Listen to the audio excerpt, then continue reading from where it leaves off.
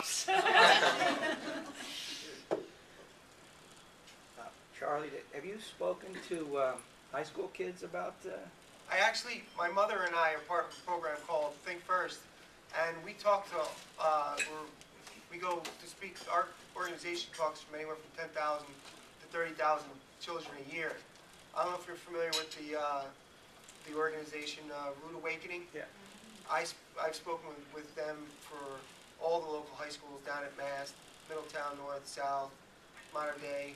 So about 10 local high schools and about 30 schools, kindergarten through 12. So anybody who has schools that they might think be interested, it's a free program that we go out and we talk about spinal cord and head trauma injury prevention.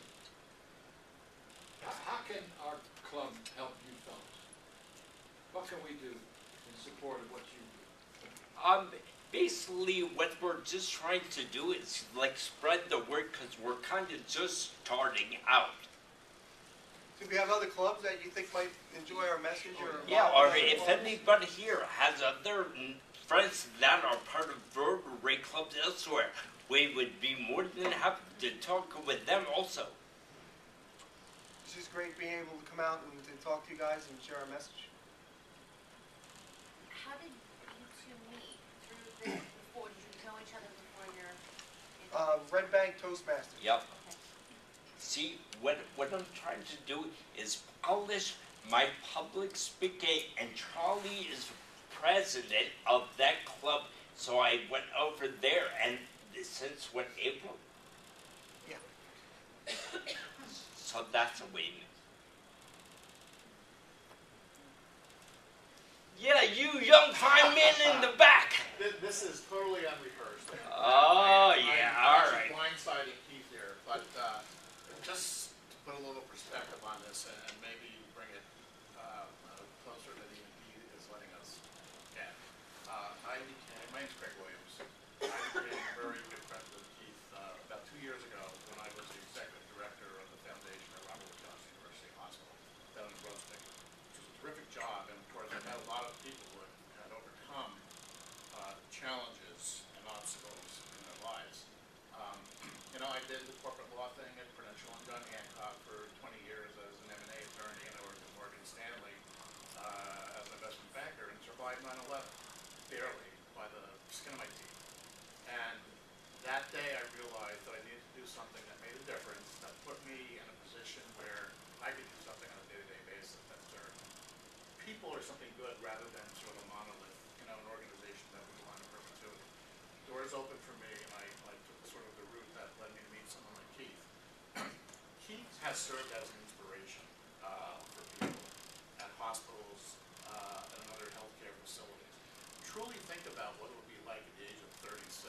He hasn't shared this with you. I don't think you'd have to read the book.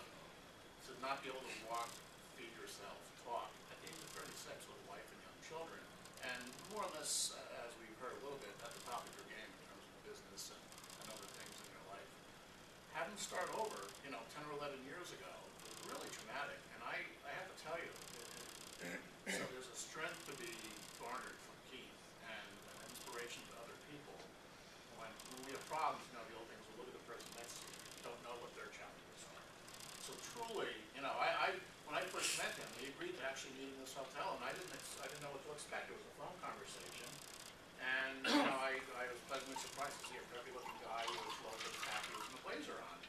But I didn't know how he would appear, and frankly, be able to conduct himself during our chat.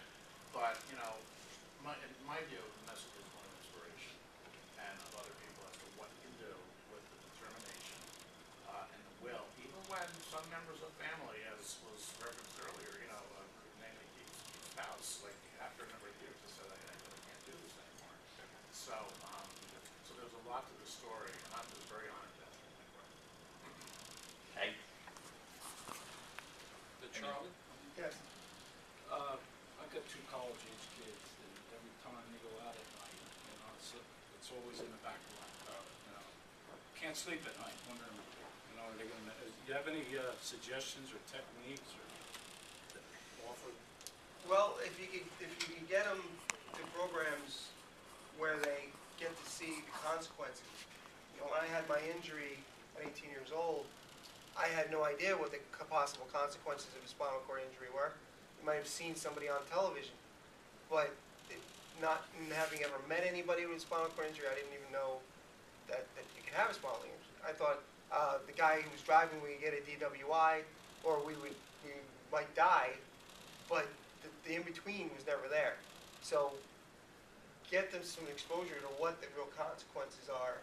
You know, at 18, it's hard to get through to them that they're not invulnerable. But maybe if I had heard that I could have damage done and spend the rest of my life in a wheelchair, I might have thought twice about getting in the car with somebody not putting on my seatbelt who was also drinking.